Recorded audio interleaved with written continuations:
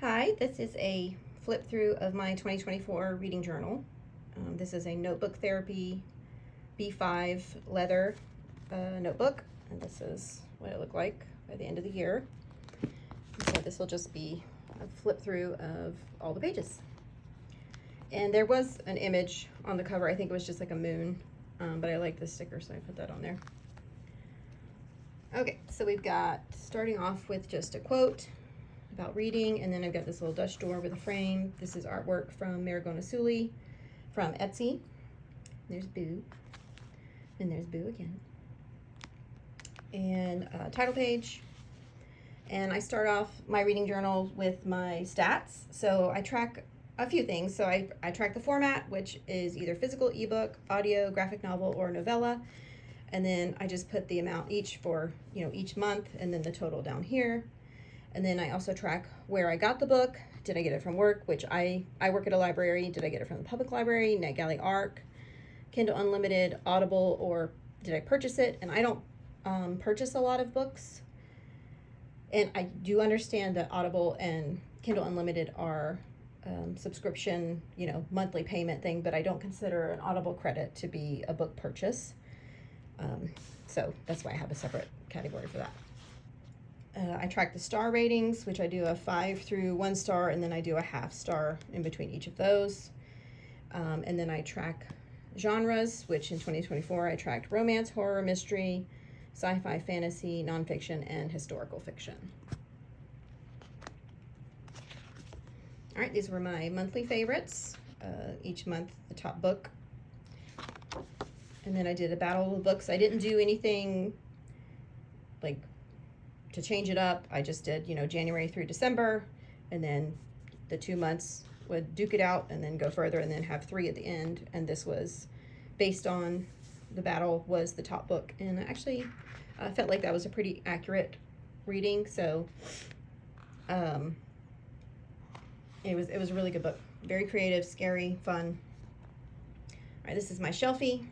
We're all kind of familiar with the shelves and the window and the plants and things like that. And then here's my key with the physical ebook and audiobook. So that's how I don't do it by star rating. My friend told me the colors that I picked makes the books look like pickles, which she's not wrong.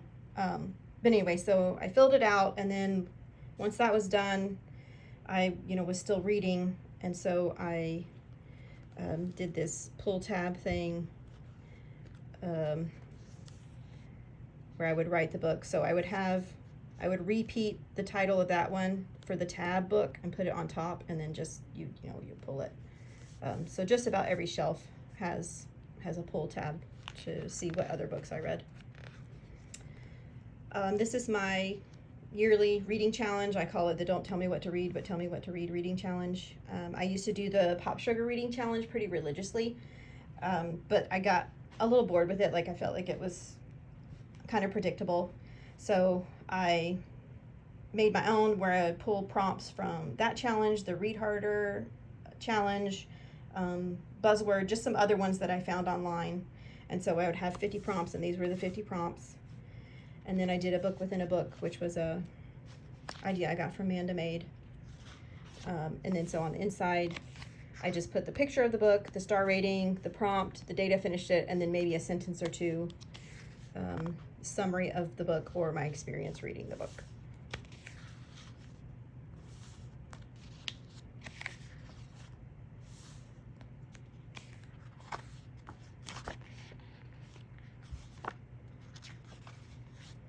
And then these were just some, summaries about the challenge itself. And then I made an attempt at the bingo kind of thing, although this is not a full bingo board because it's 5 this way and it should be 5 this way. But these were the prompts that I felt like I would enjoy, for romance tropes. So that's all that I could fill out. I did not do the arranged marriage. I did not find a romance book that I thought I would enjoy with that trope, so I didn't complete that one. So when I did complete one, I put a stamp over it, and then I would put the image of the book plus the prompt. I would write that on top. And these are just some notes about it. And then I did the buzzword challenge. I didn't really enjoy doing this challenge because I really wanted to stick with the prompt, completing it within the month. And I know that the creator said that it's not really designed to be that rigid, but I kind of wanted to stick to that, but it was really difficult. So some months I didn't, like this one, September, obviously, I didn't. That one I read in April. But I didn't enjoy some of these books or doing the challenge, so I didn't do it again. These were my priority reads. I just printed out book covers, and then when I finished it, I would put down my star stamp and then the rating below. These were my book superlatives, just some awards that I kind of kept track of through the year, like funniest book, worst character, most creative, that kind of thing. My DNF graveyard, this was just an image I found on Google and drew it and then colored it in with my Tombow markers. And then I have my tombstones in this wheelbarrow, and so whenever I had a DNF, I would print out a smaller image and then the tombstone that I wanted to use and place it and then tape everything down. All right, here's January. I actually purchased this notebook in March of that year, and I'd already started a reading journal with Happy Planner, which is what I'd been using since about 2019. But in 2024, I wanted to switch it up a little bit, and so I had to backtrack and quickly get January and February in there, and so this was just the vine thing. I came out the books are growing on the vine kind of thing. And then here's my calendar. And so I track the date I finish a book, and so this little sticker represents a physical or an ebook, and then of course this one represents an audiobook. All right, here's February. I like to do a Halloween theme. These are stickers from Paper Haunt. And then I do a favorite quotes page, and then these are the books I read with the star rating here. And move into March, and March is my anniversary wedding month, and so I like to do a monster couple theme kind of thing. So I did Frankenstein and the Bride calendar, and then did this Dutch door, because also in March I would always do Read the Rainbow for St. Patrick's Day, and this time I decided to do it with the word of the color in the title rather than just the cover color, and so it made it a little bit more difficult. Now I just do Read the Rainbow through the year. I don't do it specifically for March. Books I read, favorite quotes. And this was a spread that, so I reread Jane Eyre, and then this is a modern retelling of Strange Unearthly Things, and not very good, excellent. And so these are just some thoughts of that reading experience of reading the two back to back, and then some quotes and things like that. All right, here's April, just kind of like a gallery wall, some spooky things, fun things. And then Dutch door, and then so these images on the end here, I tried to continue them on the back to make it look like a fun little, I don't know, I was thinking about, the Haunted Mansion ride where the images kind of rise up and you see something a little more sinister below. These are not sinister, but same idea. Books read, tried to put them in kind of frames. These are series, so these go in together. And then favorite quotes, and then I did just a page dedicated to Rebel Blue Ranch. I enjoyed that series, not so much Done and Dusted, but I really liked the other two. I am a Post Malone fan, and that year he had some really good collaborations with Taylor Swift and Beyonce, so I made a page with just some images and then the lyrics for each of those. Month of May, this was a map drawing that Joshi Corinne has available for purchase on her Etsy website. I can't remember. Anyway, so I paid for it and printed it out, and then I drew my own, keeping a lot of the same elements that she did. Like the Spine Kraken, but I added, Sea of Smut and Library of Lust, and I kept with a romance theme. She kind of has tropes, a lot of different tropes. This was my books read. I tried to make it look kind of like a Ariel's Grotto thing, all her little treasures and thingamabobs that she's collected from shipwrecks and things like that. Some of these books are, kind of damaged. But once I put everything down, it did not look like that at all. But that was the idea that I was going for. Then quotes. So I had the quotes here, and then this is the ship, and these mermaids are like, trying to be distraction to the crew. And then this was a page for, they're like horror retellings of fairy tales. I think the last one I read was the 4th book in the series, but these were the first 2, so Sleeping Beauty and Beauty and the Beast, they were fun books. And this was a page to Bridgerton Season 3, Part 1. So it's just some of my favorite quotes from the episodes, and then these are stickers from Happy Planner, and these were images I got from Etsy. June, I did a fortune teller tarot card kind of thing, but the cards are specific to reading, and I think these were stickers that are available on Etsy, but I'm trying to get away from buying so much stationery and stickers and things, so I drew them, but I'm not much of an artist. It takes a lot of, erasing, and so it takes a little bit longer, but I'm still happy with the result. And then these were the books that I read, and I stopped doing the star rating here because I started doing some reviews in my journal, so I'll get to that in a minute. All right, and this is favorite quotes. Apparently I had a lot that month.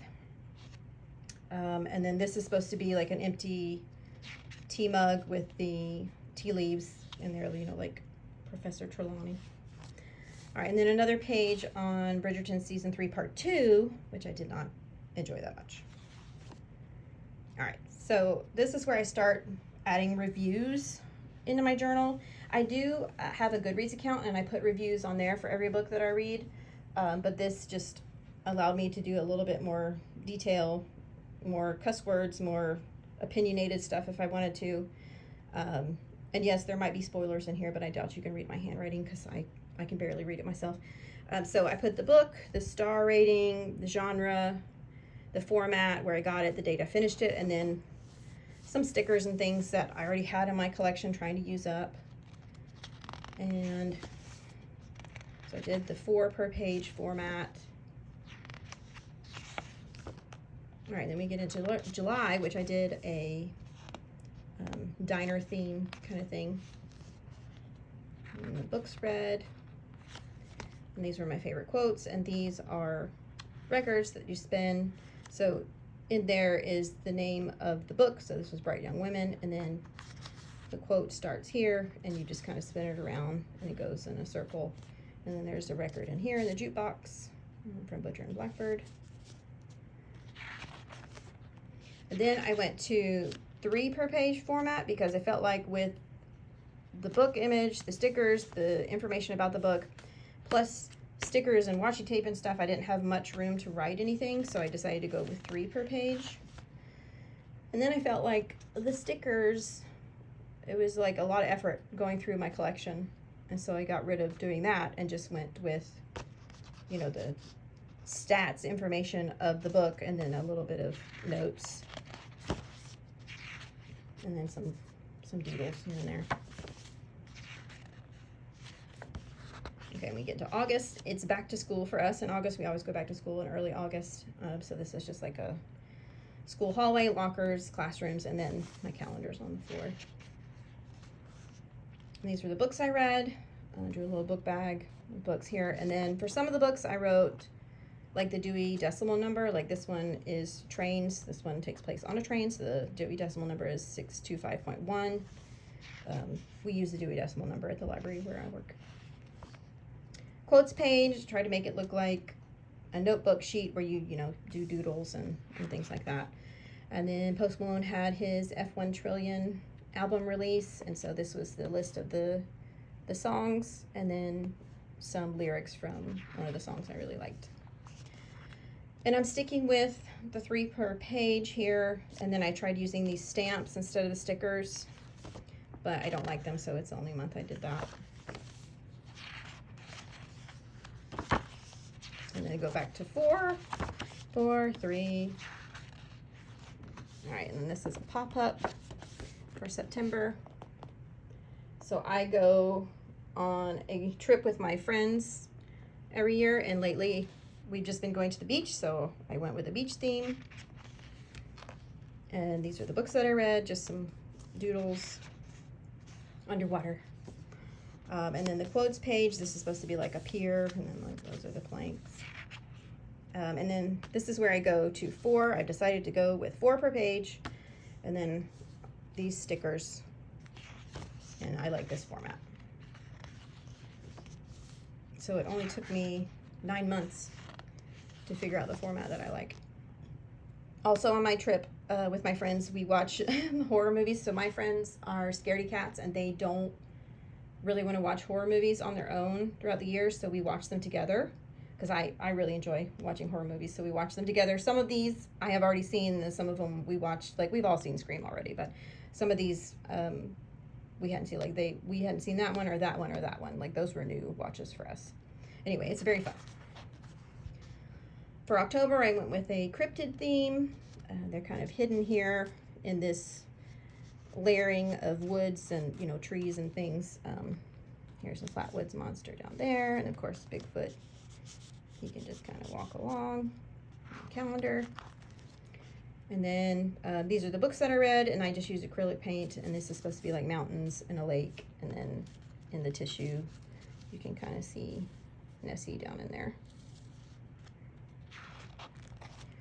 And then favorite quotes, and I have more cryptids kind of hidden in the cacti, and then quotes here. And then this was an idea I got from another reading journal YouTuber. I don't think she does videos anymore, but I like the idea of the spaceship like pulling the letters up, and that was something that she did. All right, and then the books read. Oh yeah, I did try to stick with some cryptids for theme, so that was a cryptid book. Those cryptids.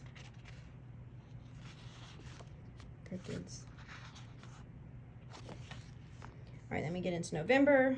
Cozy sweater weather with the plaid and the cozy little scene. And these are the books that I read with the cutout, so you see the calendar the whole time.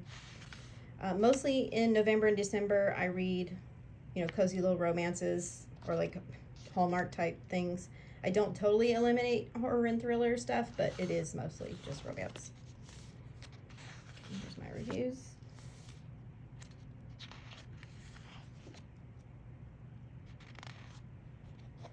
And we get into December, and this is another Maragona Sully print that I purchased.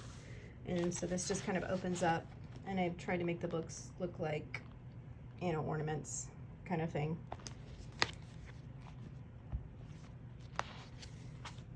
And then December, I do Merry Christmas, where I plan to watch Christmas horror movies, and then I read some Christmas horror or Christmas thriller type books. This is more of a thriller.